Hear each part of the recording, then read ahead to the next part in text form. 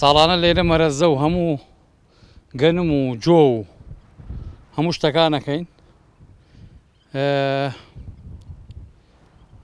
ئەمە عەرزی ماڵی بابامە، باپیرم.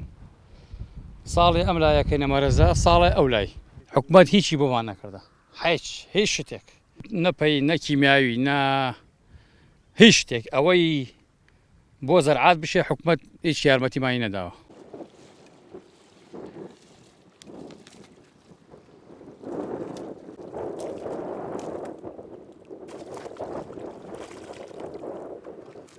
ئێمە ئەتراوە لە 25/6 7/6 دەستی پێگەین گۆ لە بڕنوتە جاهزەکەین ئەتە نزگەی 20 مانگ بسوێکی مانگ ئاوە خەینە سەری ناوەڵڵە تا ئێستا هیچ هاوکاری نەکراوێ، تا ئێستا هیچ هاوکاری نەکرایان لەلایەن وەزارەتی کشتوکاڵی کوردستانە.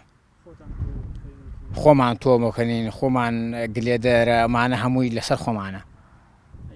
ساڵی پێشوو ئێمە نزیکەی تەقریبەن 40 تەنێکمان ئینتاژی بووە بەس لە گوندەکەیمە تەقریبەن 35 تا 40 تەنێ بووە ئینتاژ بووە.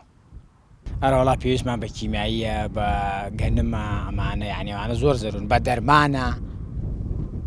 ئێمە هەموو خۆمانێ کڕین، هەم کیمیایی هەم دەرمان، هەموو شتەکان خۆمانی.